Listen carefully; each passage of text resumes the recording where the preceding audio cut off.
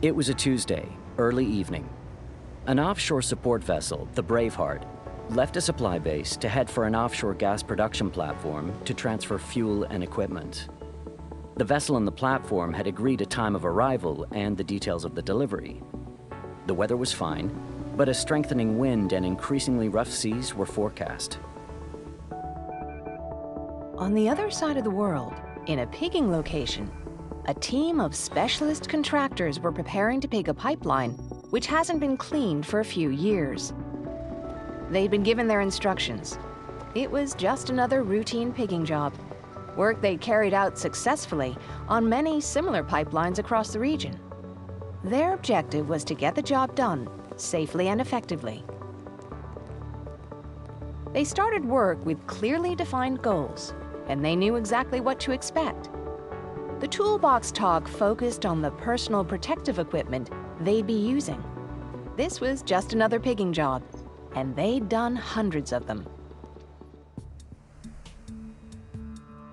Back at sea, the Braveheart began to experience a technical issue with one of her main propellers.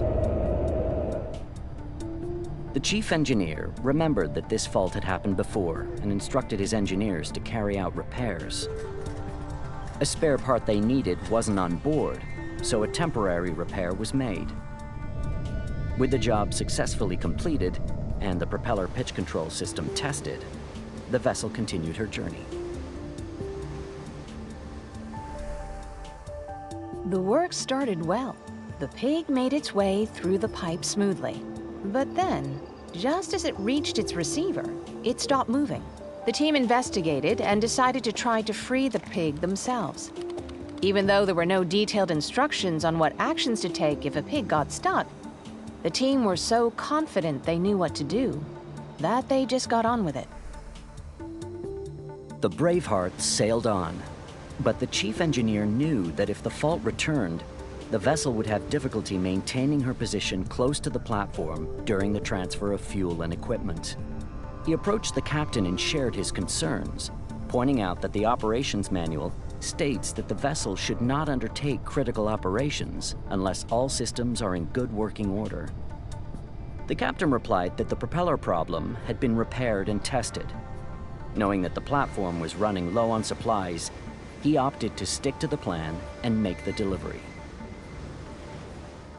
Based on his own previous experience, the team's supervisor eventually decided to deploy a method that he'd used successfully in the past, to request that a second pig be sent down the line to see if this would dislodge the first pig.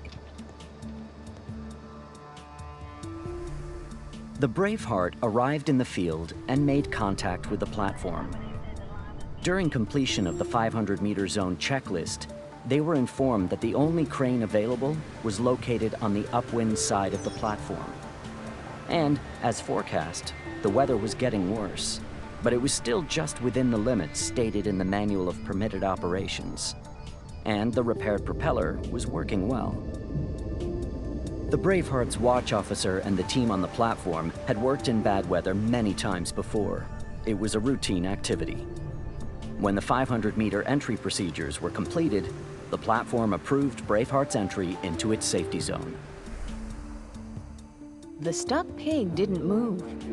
Darkness was beginning to fall, but the team remained confident that they could get the job done. So the supervisor decided to ask for the pressure in the line to be increased. It meant that they had to stay and monitor the operation late into the night.